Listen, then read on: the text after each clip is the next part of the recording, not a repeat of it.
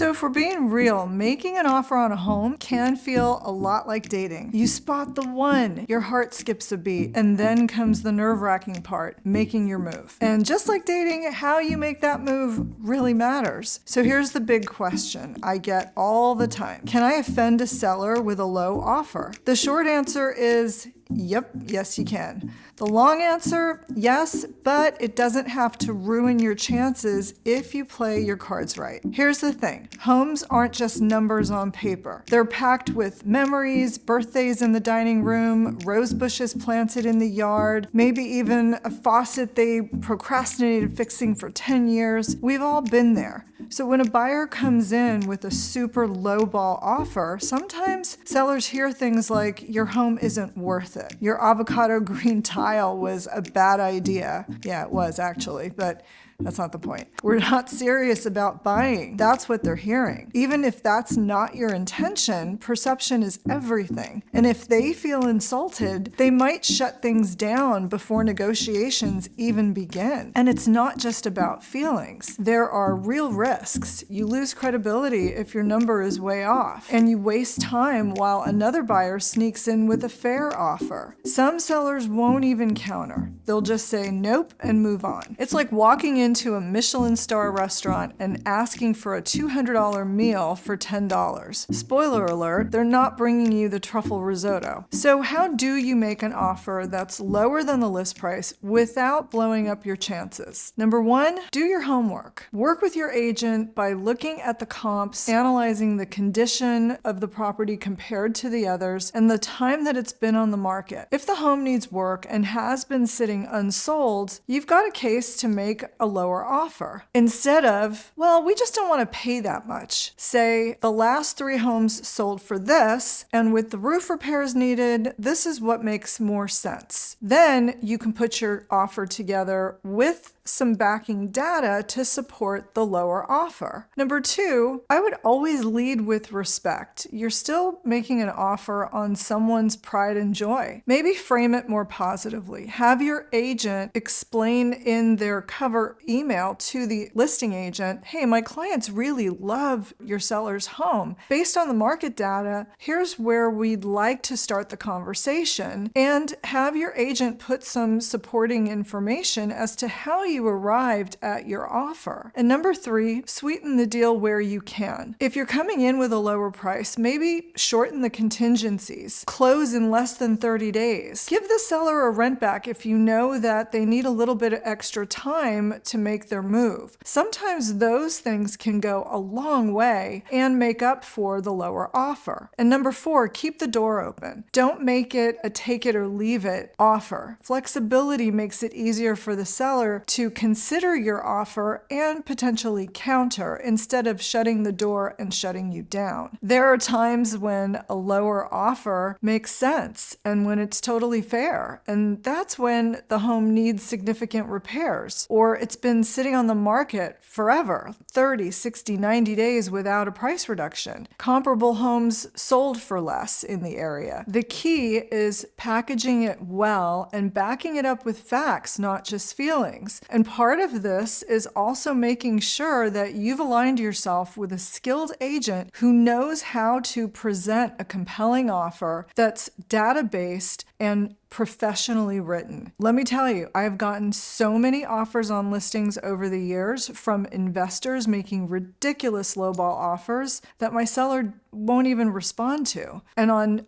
the other side of it, I've gotten hundreds of offers from agents that do a sloppy job, don't check boxes, don't even put an introductory email together, and don't even call me to make sure that I got the offer. There's a lot to this. It's not just making an offer. So keep that in mind. So yes, you can offend a seller with a low offer, but you don't have to. The secret isn't just in the number, it's in the story your offer tells. A respectful, data-backed, flexible offer will always go farther than just a blunt lowball offer. Because at the end of the day, the goal isn't just making an offer, it's getting it accepted. I'm Oriana Shea, and if you're thinking about buying, let's talk about how to put together an offer that's fair, compelling, and most importantly, successful. Bye for now.